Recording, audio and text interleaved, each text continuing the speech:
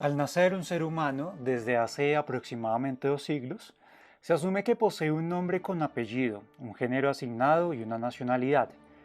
De hecho, nacer y nacionalidad están relacionadas con la palabra nacimiento, y de ahí surge el término nación. ¿Se han preguntado qué es la nación colombiana? ¿Es fuerte o frágil? ¿Para qué existe? Por eso vamos a contestar estas cuestiones mientras recorremos el Museo Nacional de Colombia. Ese nombre no es gratuito. Es difícil dar con exactitud el concepto de nación, pero hay una definición muy precisa establecida por Benedict Anderson, investigador irlandés del nacionalismo y ex profesor de la Universidad de Cambridge. Él dice que es una comunidad política imaginada en sí misma como limitada y soberana. Para explicar lo que sucede en el caso de la nación colombiana, separemos tres conceptos: comunidad, limitada y soberana. Hablar de comunidad implica reflexionar sobre el sentido que le damos a relacionarnos con otras personas, además del cómo debería ser un colombiano, sus características. Aclaro de una vez que esto no se trata de describir que el colombiano recarga las pilas guardándolas en la nevera, o que es impuntual, o señala con la boca, o sobresale muy poco en deportes por equipo. Eso involucra aspectos más que todo antropológicos, sociológicos o psicólogos. Desde el Partido Conservador, en su fundación y consolidación a mediados del siglo XIX, resaltaron que el colombiano es católico, defensor de la moral, las buenas costumbres, mientras que el Partido Liberal resaltó su capacidad creativa, su espíritu amante de la libertad, que lo puede conducir al progreso económico y científico. Hoy día es imposible describirnos como católicos porque las estadísticas del DANE para el 2021 afirman que el 78,2% se identifica con ese credo. En la descripción les dejo el link del estudio, donde me dejan al otro 21,8%. Las religiones son de carácter universal. En los imperios sirvieron para uniformizar a los súbditos, ocultando sus diferencias étnicas, lingüísticas o culturales. O sea, en concreto, ¿cómo puede distinguir un brasilero a un chileno o un colombiano si su rasgo principal exclusivo fuera el cristianismo? Por un lado opuesto, pues no todos se consideran vanguardistas, librepensadores, libre mercado, emprendedores con mentalidad de tiburón. Con cada rótulo asignado o asumido por la gente en variadas divisiones descritas en la lista de reproducción Polarización en Colombia, que publiqué en este canal, hemos perdido la capacidad de propiciar un terreno común donde compartir responsabilidades, alegrías, desgracias. Un patrón desde la fundación de la República, según el filósofo Enrique Serrano, ha sido la falta de conciencia de unidad entre los colombianos. Pertenecer a un partido, grupo o ideología te excluye automáticamente del otro partido, parche o ideología. En realidad, para Ernest Gellner, antropólogo de origen checo, la mayoría de colectividades que perduran han combinado lealtades e incentivos concretados en esperanzas y temores. En específico, las naciones definen esa mezcla desde la modernidad. El nacionalismo tomó gran fuerza comenzando el siglo XIX. Fue un fenómeno global, una manifestación de eso fueron los numerosos museos, resultado de la Ilustración, que se fundaron en ese entonces. Están, por ejemplo, el Nacional Húngaro en 1807, el del Prado en Madrid en 1819 y el Museo Nacional de Colombia, fundado en 1823. El nacionalismo requirió la capacidad tecnológica, por ejemplo de la imprenta, que le permitiera difundir, publicar libros, periódicos que fomentaran sentido de pertenencia a partir de sociedades que ya venían en búsqueda de riqueza, crecimiento económico y de autodeterminación. En ese aspecto, el idioma español también se ha considerado un elemento común a todos los colombianos. El historiador británico Eric Hobsbawm sostiene que la única lengua nacional antes de la enseñanza primaria pasaba por lo administrativo o literario. Un componente de la expectativa de lo que es un colombiano, de lo que se espera de él, requiere de la educación pública, oficial. Es decir, es un reto enorme, gigante, formar académicamente a quienes fueron súbditos y hacerlos comprender las nuevas reglas de juego, las de una república, y motivarlos hacia una misma meta, porque hasta finales del siglo XVIII no había la mínima preocupación por conformar una nación. Eso explica el por qué las ideas de independencia en ciertos sectores de la población fueron dolorosas e inciertas.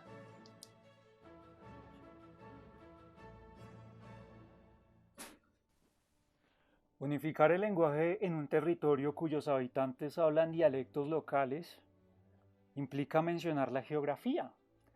Por tanto, de la nación limitada, en palabras de Anderson, o más bien delimitada.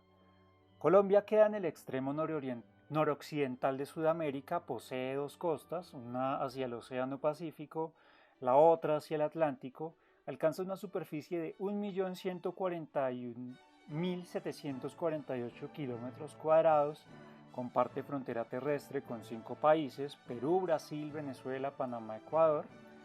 Dentro de ese 1.140 y algo de kilómetros cuadrados, durante el periodo colonial faltaron estímulos económicos debido a dificultades de edificación de infraestructura en medio de las cordilleras y otras barreras naturales de variados ecosistemas, algo asociado en palabras del historiador Alfonso Múnera a la languidez, la flojera del reino dirigido desde la metrópoli española al otro lado del charco. Ninguna ciudad del virreinato de la Nueva Granada superaba ni atendía a las demás de una mano en la cintura superlativamente a las otras. Si el nacionalismo conquista en nombre de la cultura popular, ¿cuál se debería escoger entre todas las nuevas regiones? Además, la escasa población urbana décadas luego de las guerras de independencia, según el historiador David Bushnell, prolongó la desconexión entre zonas, lo que posiblemente profundizó las diferencias entre ellas. Hablar de individuos residentes en el rincón de Sudamérica llamado Colombia quiere decir que la nación limitada posee habitantes contados, censados. Una actividad periódica explicada en la nación edificada desde el Estado, porque se hizo necesario definir por ley cuáles condiciones deben cumplir las personas para ser consideradas colombianas, sus derechos, obligaciones. Pocas palabras, saber quiénes recibirían beneficios y cumplirían deberes requería contarlos e identificarlos. Es más, estructurar el Estado conecta con el hecho de la nación soberana. La legitimidad del rey fue reemplazada por el Estado soberano. Indudablemente tocaba construirlo. A eso apuntaron los primeros gobernantes del país buscando cumplir 4 retos. 1. Que Colombia fuera reconocida internacionalmente por otras naciones. 2. Pagar las culebras, deudas contraídas en la guerra de independencia. Olímpica Estéreo no existía para dar una mano. 3. Educar a los nuevos ciudadanos. 4. Fortalecer el sistema legal. En el fondo, el Estado necesitaba legitimarse y recurrió, entonces, inspirado en la Revolución Francesa, al pueblo. El lío radica en el sentido moderno de la palabra pueblo. El investigador padre jesuita Fernán González afirma que la nación surge de un pacto entre individuos libres, asociados voluntariamente, aunque resulta que la sociedad colonial se basaba en lo opuesto, en pueblos entendidos como actores colectivos unidos por lazos tradicionales y clientelismo. ¿De dónde salen las personas libres? Pues del punto 3, de la educación en pro del pensamiento crítico. De lo contrario sería una paridera adherirse por convicción a una nación, un proyecto, y sería además inevitable caer en significados múltiples de pueblo. tales como los que votaron por X congresista o un presidente que les cae bien, la gente a cuyo recibo de la luz les recuerda mensualmente que su estrato va del 1 al 3, o simplemente referirse al sector más importante de la sociedad. Otro detalle es que el Estado imagina su territorio. El censo informa cuántos son y sus rasgos. El mapa, la abstracción científica de la realidad. Era y aún es necesario reconocernos a nosotros mismos. Para lograrlo se estableció la Comisión Coreográfica, un proyecto económico realizado entre 1850 y 1859 que buscaba estimular la inmigración, infraestructura y exportación, bajo el liderazgo del ingeniero y militar piamontés del norte de la actual Italia, Agustín Codazzi. La vuelta era inventariar los recursos naturales y las características de los habitantes del país en recorridos a puro lomo de mula. El croquis o mapa logotipo por fin trazado se convirtió en el logo más reconocido y reproducido, desde libros hasta regletas de plástico de primaria con San Andrés pegadito a la costa norte, así la distancia fuera mayor realmente. Aunque el objetivo de Codazzi, muerto abruptamente en plena expedición de 1859, era hallar pistas para una nación unificada, lo esperado según los estándares europeos de su tiempo, se encontró con regiones coherentes, diferenciadas entre sí por su cultura, color de piel y clima.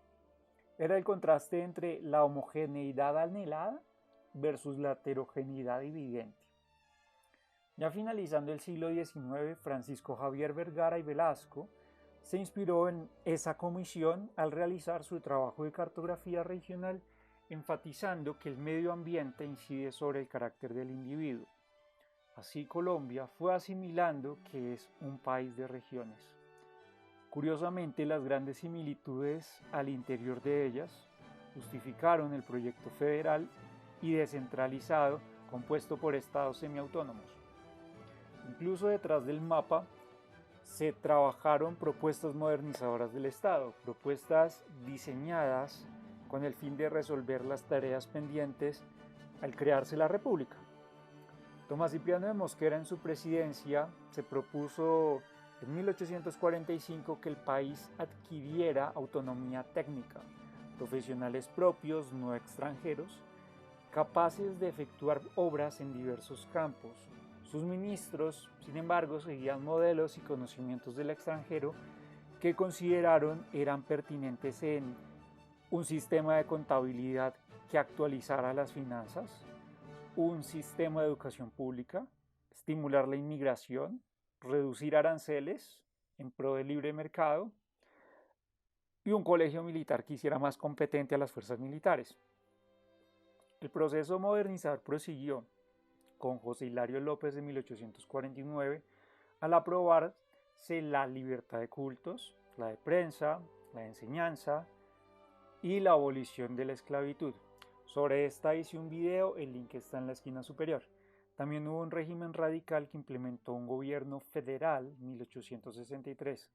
Los detalles de su auge y caída están en este otro video.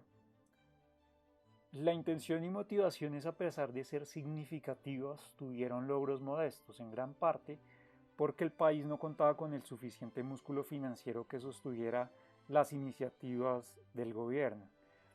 Entonces, el final del federalismo tras la Guerra Civil de 1885 trajo la regeneración y con ella la Constitución de 1886 vigente por 106 años, que abría su preámbulo en nombre de Dios, fuente suprema de toda autoridad.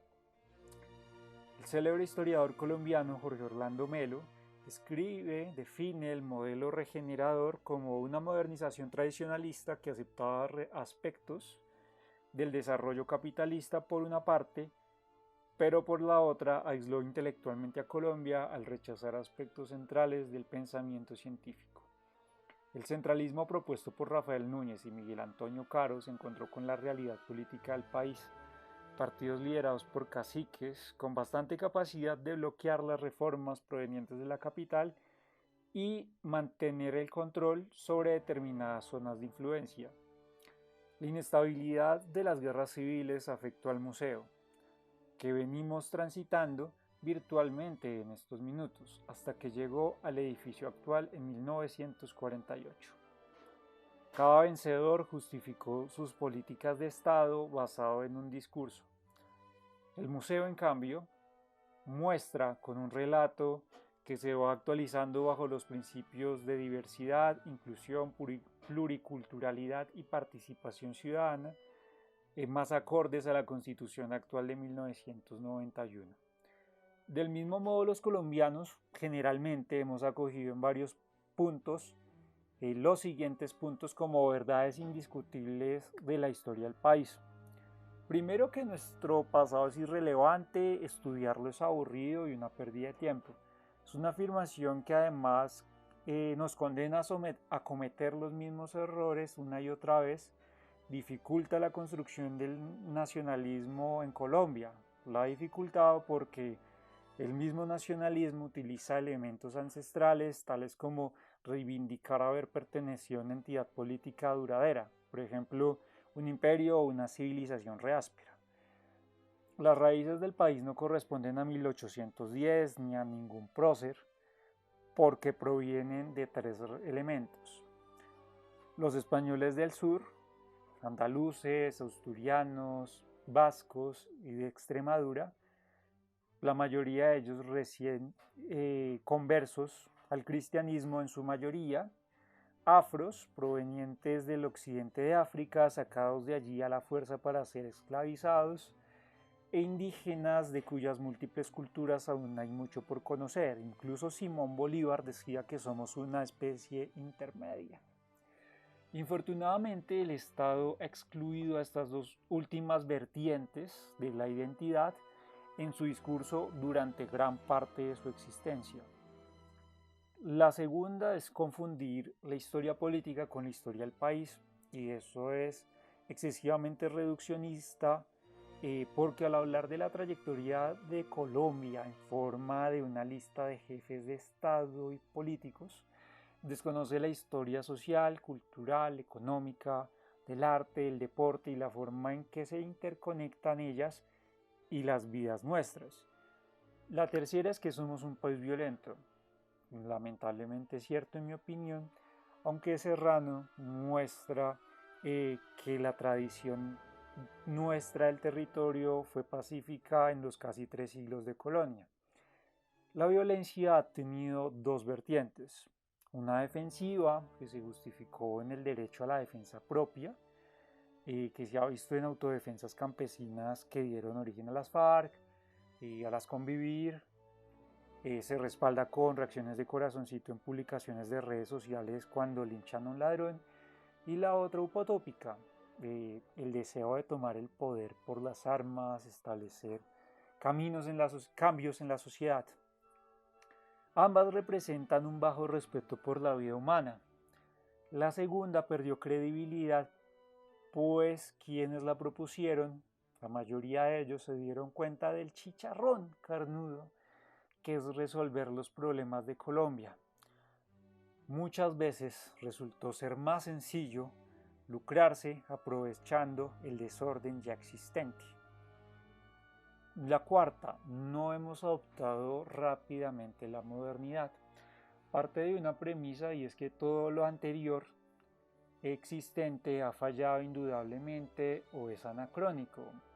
Más allá de la trillada frase, hay que construir sobre lo construido, que no sirve para mejorar, que sirve para no mejorar nada a largo plazo. Sí es necesario meditar sobre qué ha funcionado correctamente en el país para bien.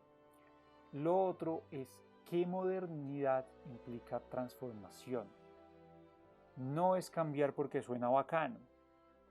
¿Hacia dónde quiere ir Colombia? ¿Con cuáles herramientas? ¿Cuáles serían los beneficios? ¿Cómo lo hacerlo? ¿Cuál es el costo? En lo económico, medioambiental, finanzas públicas, socialmente, sectores y personas afectadas.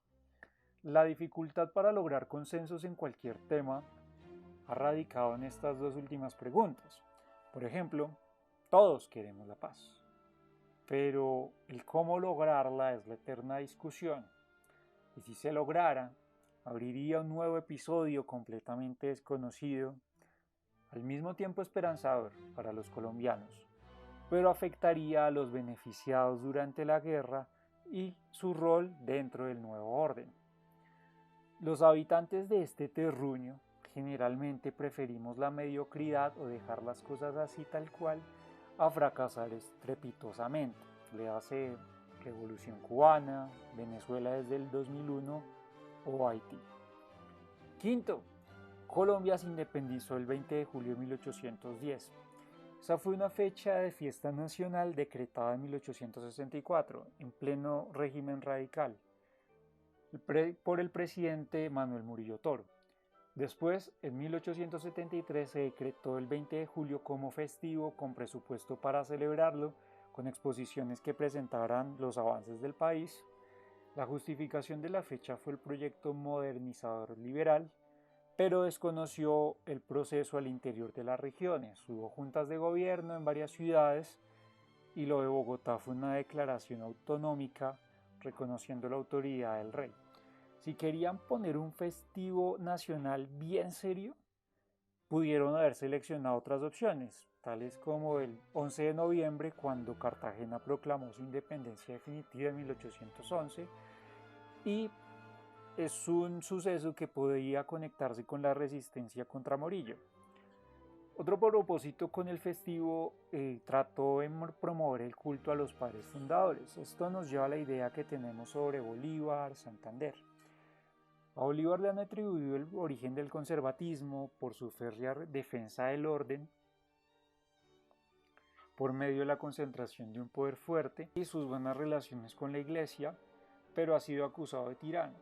Por la otra cara de la moneda lo han mostrado como un rebelde que luchó contra el imperialismo y las oligarquías locales. A Santander, en cambio, lo han mostrado como el padre del liberalismo por sus deseos reformistas, pero otros lo acusan de buscar resolver todo a punta de leyes, desconociendo los contextos y tirarse la Gran Colombia. Esto nos muestra la inexistencia de un héroe común, o héroes comunes, lo cual ha impedido crear una identidad con solidez. Sexto, Colombia es la democracia más antigua de América Latina, lo que se ha evidenciado principalmente en la escasez de golpes de Estado y elecciones realizadas periódicamente. Las presidenciales y de Congreso se realizan en el año del Mundial de Fútbol y las de alcalde en el año previo a los Juegos Olímpicos.